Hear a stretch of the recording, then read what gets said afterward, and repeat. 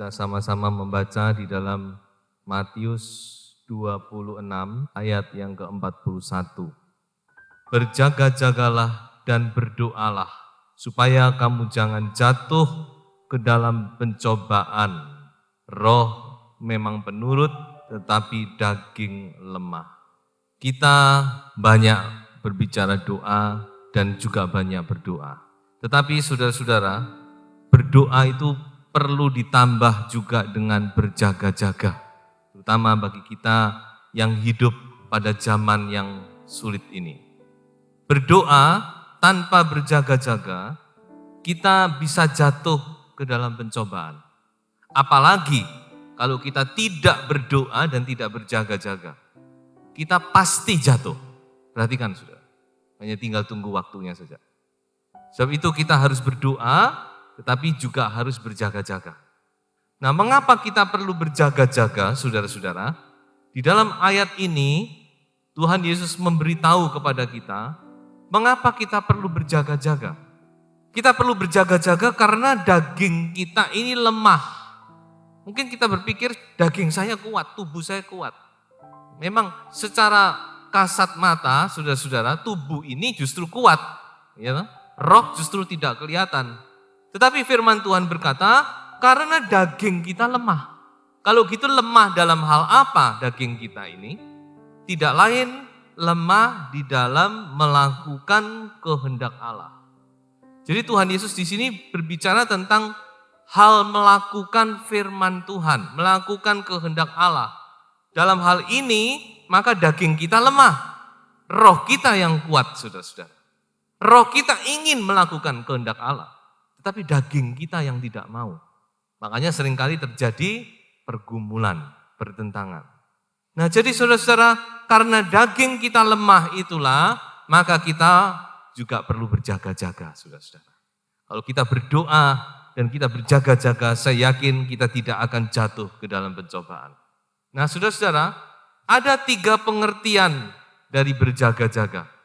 Yang pertama, yang dimaksud dengan berjaga-jaga itu adalah kita sadar, siuman, kita tidak tidur, kita melek, kita bangun. Kita tahu bahwa pada waktu Tuhan Yesus berdoa, pada waktu itu murid-murid tertidur. Ke-11 murid semua tertidur. 3 orang yang Tuhan bawa untuk menopang dia juga tertidur, saudara-saudara. Semua tertidur, sebab itu kita tahu pada akhirnya murid-murid buyar semua. Bahkan Petrus menyangkal Yesus. Jadi saudara, pengertian pertama dari berjaga-jaga itu adalah kita sadar, tidak tidur. Lalu saudara-saudara, kita kan perlu tidur, ya toh? Lalu apa sebenarnya yang dikatakan hal ini? Ini bukan berarti lalu kita terus melek, ya, lek-lekan, malam tidak tidur. Bukan itu artinya. Tetapi ini lebih berbicara tentang masalah rohani kita. Keadaan rohani kita ini harus dalam keadaan sadar, bangun, tidak dalam keadaan tertidur, saudara-saudara. Ini bukan saatnya lagi kita sebagai orang percaya, sebagai orang Kristen, rohani kita tertidur. Rohani kita ini harus bangun, saudara. Karena kalau rohani kita tertidur, maka itu sangat berbahaya. Simson, karena dia tertidur, terlena di pangkuan Delila, maka dia kehilangan urapan. Dia kehilangan penyertaan Tuhan.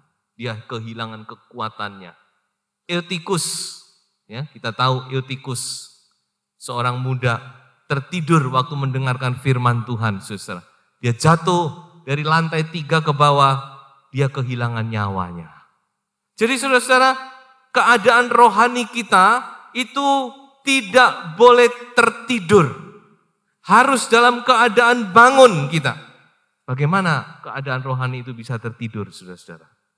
Ya kalau kita sudah keenaan, sudah terlalu menikmati keadaan dunia dan sebagainya, maka kita bisa terlena kalau kita tertidur, saudara. Di dunia ini berusaha meninabobokkan anak-anak Tuhan dengan berbagai macam cara supaya kita akhirnya wah enak ya, enjoy ya, menikmati hidup, akhirnya kita tertidur tanpa kita sadari, saudara. Orang kalau tidur itu kan tidak terasa. Nah sebab itu saudara-saudara, jangan sampai kita terlena, lalu kita tertidur, terbuai oleh perkara-perkara dunia. Saudara. Makanya kadang-kadang Tuhan izinkan sesuatu terjadi supaya kita melek, dikageti sama Tuhan. Nah coba kita baca di dalam 1 Tesalonika pasal 5 ayat 6 sampai ayat yang ke-8.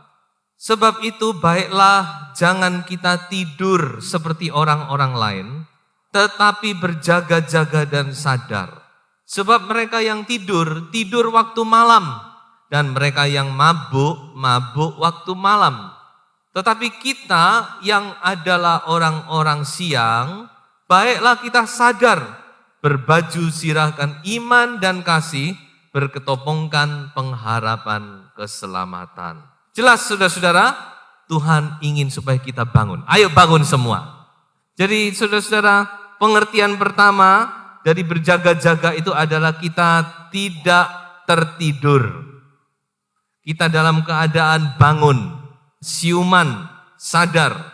Yang kedua, berjaga-jaga mempunyai pengertian waspada. Jadi kalau Tuhan berkata berjaga-jagalah, itu juga punya pengertian waspada. Jangan lalai, jangan lengah, berhati-hatilah. Mengapa kita perlu waspada? Mengapa kita perlu berhati-hati? Salah satu alasan yang utama, karena kita punya musuh.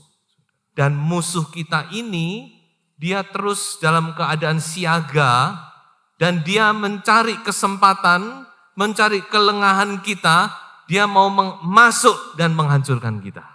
Coba saya baca satu ayat di dalam Lukas 4 ayat 13. Sesudah iblis mengakhiri semua pencobaan itu, ia mundur daripadanya dan menunggu waktu yang baik. Tuhan Yesus saja disanggong sama iblis. Kapan? Begitu lengah, hantam. Begitu lengah, masuk. Petrus berkata, iblis seperti singa. Dia mengaum-ngaum, dia mencari kesempatan. Begitu kita lengah, dicaplok. Nah, inilah alasan utama kenapa kita harus waspada. Kita harus berhati-hati. Ya, seringkali kita terlalu sembrono kadang-kadang. Saudara ingat, iblis itu dia mencari kesempatan untuk menghantam kita. Teristimewa pada titik-titik kelemahan kita. Ya, kalau kelemahan kita dalam hal, dalam hal seksual, dia akan menggoda, menghantam kita. Kalau kelemahan kita dalam hal keuangan, dia akan hantam kita di situ. Dia tahu kelemahan saudara. Itulah sebabnya kita harus waspada. Ada satu contoh yang baik tentang berhati-hati. Coba kita baca di dalam Nehemia pasal 4 ayat 9. Tetapi kami berdoa kepada Allah kami dan mengadakan penjagaan terhadap mereka siang dan malam karena sikap mereka. Nah ini saudara saya, Nehemia. Waktu dia membangun tembok, dia berdoa tapi dia juga menjaga. Berdoa dan berjaga-jaga. Mengapa dia berjaga-jaga? Karena musuh di sekeliling dia dan berusaha untuk menghancurkan pekerjaannya. Berusaha untuk mengacaukan pekerjaannya. Berusaha untuk membunuh. Bahkan membunuh Nehemia. Berdoa tapi dia katakan kami juga menjaga. Coba baca Nehemia pasal 4 ayat 17. Orang-orang yang memikul dan mengangkut melakukan pekerjaannya dengan satu tangan dan dengan tangan yang lain mereka memegang senjata. Ini kita harus tiru ini. Satu tangan bekerja tapi satu tangan dia berjaga-jaga memegang senjata. Sewaktu-waktu musuh datang perang. Peperangan kita ini bukan dengan darah dan daging tapi firman Tuhan berkata kita mau melawan roh-roh jahat di udara. Sebab itu kita harus bekerja, mencari nafkah, bekerja ya dalam dunia ini, melakukan pekerjaan kita dengan sebaik-baiknya. Tapi ingat, kita harus juga memegang senjata kita, firman Tuhan. Berjaga-jaga saudara-saudara. Waspada. Berbicara tentang waspada, kita baca itu di dalam Matius 24 ayat yang keempat. Teristimewa kita yang hidup di akhir zaman ini. Karena Matius 24 ini berbicara tentang akhir zaman. Coba kita baca apa yang dikatakan Tuhan Yesus. Jawab Yesus kepada mereka, waspadalah supaya jangan ada orang yang menyesatkan kamu. Kita harus waspadai dengan penyesatan. Hati-hati saudara. Terutama kita di akhir zaman ini saudara, penyesatan itu terjadi luar biasa. Coba baca 2 Yohanes pasal 1 ayat 7 dan ayat yang ke-8. Sebab banyak penyesat telah muncul dan pergi ke seluruh dunia, yang tidak mengaku bahwa Yesus Kristus telah datang sebagai manusia.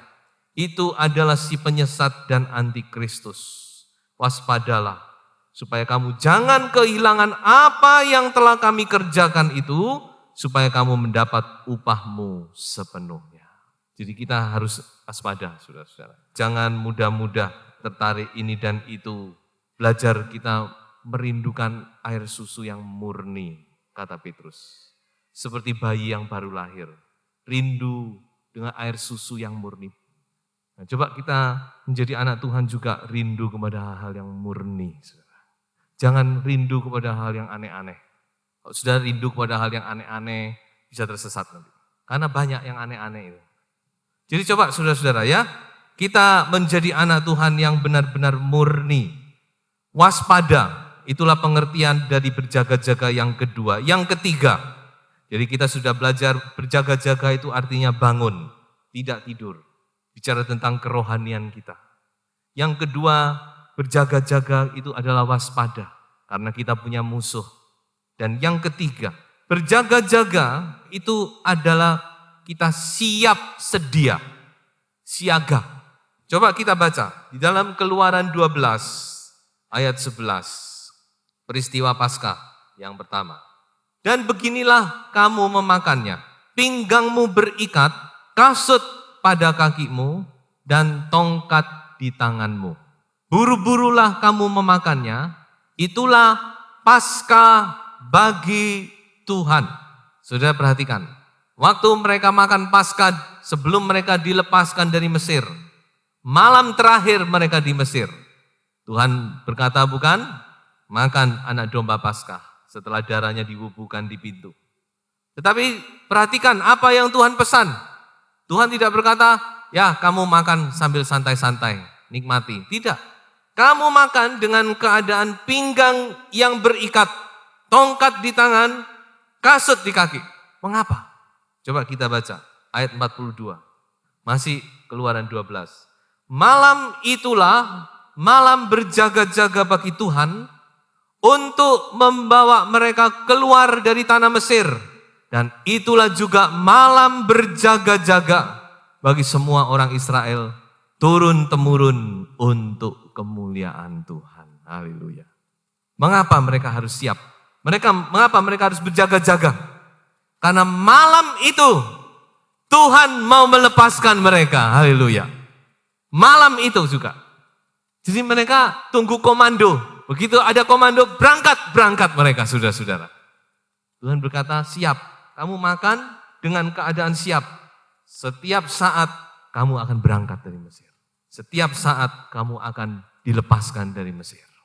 Dan memang itulah yang terjadi, saudara-saudara.